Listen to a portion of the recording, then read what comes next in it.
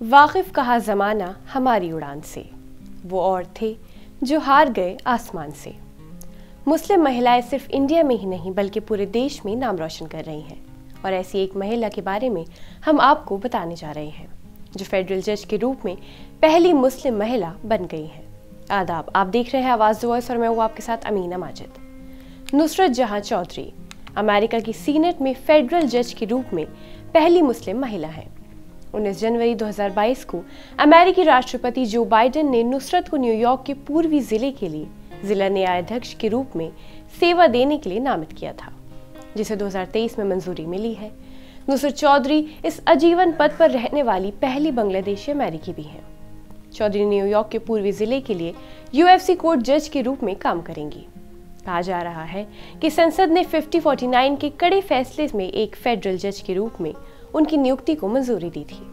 इससे पहले नुसरत जहां चौधरी ACLU के रेटियल जस्टिस प्रोग्राम की डिप्टी डायरेक्टर रही हैं।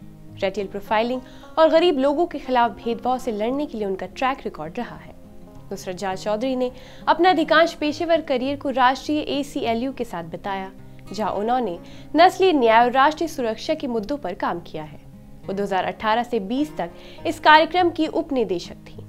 2016 में नुसरत ने visual effects producer Michael Early से शादी कर ली थी। 1998 में नुसरत चौधरी ने कोलंबिया यूनिवर्सिटी से ग्रेजुएशन किया था। इसके बाद उन्होंने Princeton school of public and international affairs से पोस्ट ग्रेजुएशन की डिग्री हासिल की थी। साथ ही साल 2006 में लॉ स्कूल से जूरिस डॉक्टर बनी। नुसरत के पिता शिकागो में रहते हैं और उन्होंने 40 साल तक वहां बतौर फिजिशियन काम किया है।